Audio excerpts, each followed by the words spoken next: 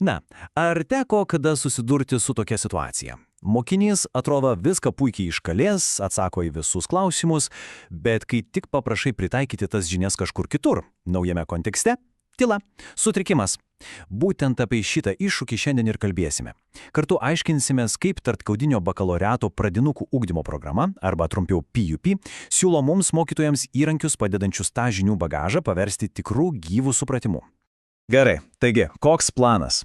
Iš esmės keliausime per 4 etapus. Pirmiausia, pabandysim išsiaiškinti, kas tas konceptualus supratimas apskritai yra. Tada, kodėl tai taip svarbu.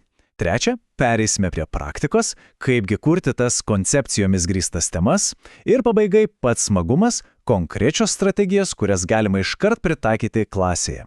Keliaujam? Ir štai čia pats esminis klausimas. Pagalvokime.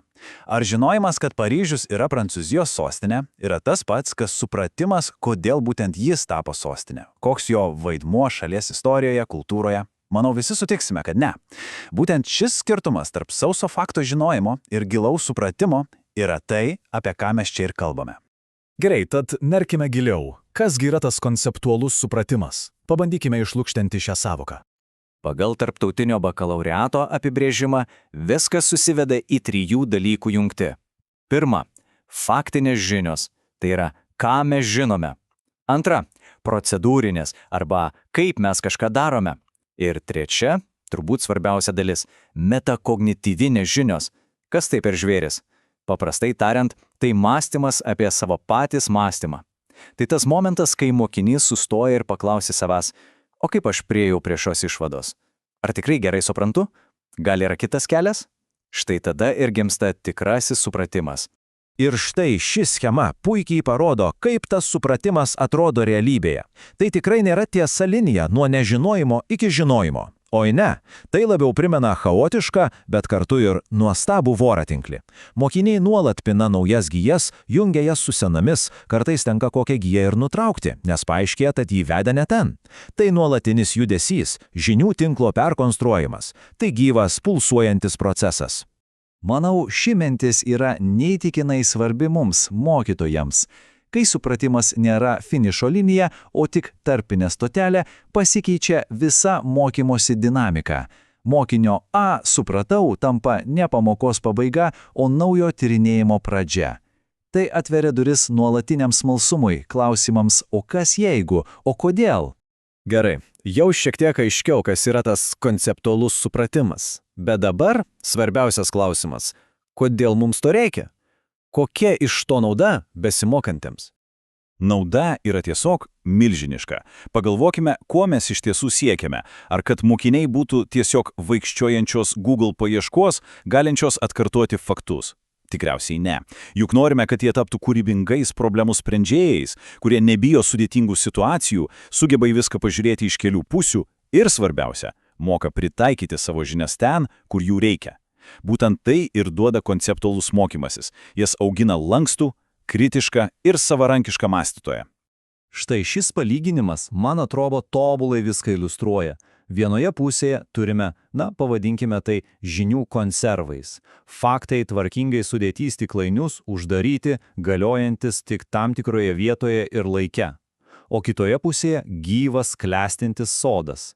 Taip, faktai yra sėklos, bet iš jų auga supratimas, kuris šakojasi, persipina, prisitaiko, duoda naujų vaisių. Būtent tokio gyvo, dinamiško supratimo mes ir siekiame. Gerai, teorija skamba gražiai tiesa, bet žinau, koks klausimas dabar kyla daugeliui. Puiku, bet kaip man tai realiai padaryti savo klasėje? Puikus klausimas, būtent todėl dabar pereinam nuo kodėl prie kaip. Pasiraitojam rankovės, laikas praktikai. Laimei PIP programa nepalieka mūsų vienų su šia užduotimi. Ji duoda mums galingą įrankių dėžę – 7 pagrindinės koncepcijas. Galima įsivaizduoti jas kaip 7 skirtingus sakinius, pro kuriuos galime pažvelgti į bet kurią temą. Pavyzdžiui, tyrėme, tarkim, drugelius. Uždėję formos akinius, klausime, kaip jie atrodo. Su funkcijos akiniais, kaip veikia jų sparnai, o su ryšio, koks jų ryšys su augalais. Matote, šie klausimai tampa mūsų tyrinėjimo varikliu. Kiekvienos temos širdis yra pagrindinė idėja. Svarbu pabrėžti, tai nėra faktas. Tai nėra atsakymas, kurį reikia iškalti. Tai yra provokacija. Atviras platus teiginys, kuris kviečia diskutuoti, nesutikti, ieškoti pavyzdžių. Vietoj to, kad sakytume, vanduo yra gyvybiškai svarbus, pagrindinė idėja galėtų būti prieiga prie išteklių formuoja bendruomenių raidą. Jaučiate skirtumą? Antrasis variantas atveria duris tyrinėjimui, o ne jas uždaro. Na ir pagaliau pati konkrečiausia dalis – įrankiai ir strategijos, kurias galima imti ir naudoti klasėje, kad padėtume tam supratimo sodai suvešėti. Štai 4 greitos idėjos, kurios veikia stebėtinai gerai. Pirma, paprašykite nupiešti koncepciją. Kaip atrodo drąsa arba pokytis. Tai atveria neįtikėtinų įžvalgų. Antra, sąvokų žemėlapiai. Pradėkite nuo vieno žodžio ir leiskite mokiniams patiems tiesti ryšių gijas. Trečia, išėjimo bilietai. Pamokos pabaigoje 2 trumpi klausimai. Kas šiandien supratau ir kas man vis dar neaišku. Tai fantastiškas grįžtamasis ryšys. Ir 4, vedami stebėjimai. Tiesiog skirkite laiko atidžiai stebėti, klausytis ir kalbėti su mokiniais. Jų pokalbiai tai aukso kasykla. Ir viso to pagrindas – galingos provokacijos. Didžiausia mokytojo galia slypi ne atsakymuose, kuriuos pateikėme, bet klausimais, kuriuos iškeliame.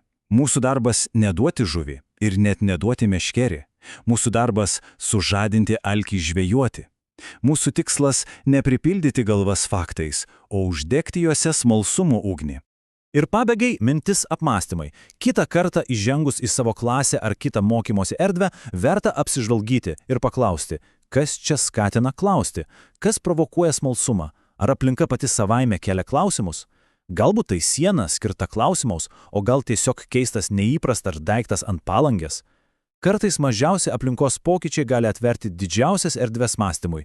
Tikiuosi, ši apžvalga buvo naudinga ir įkvėpė naujiems atradimams.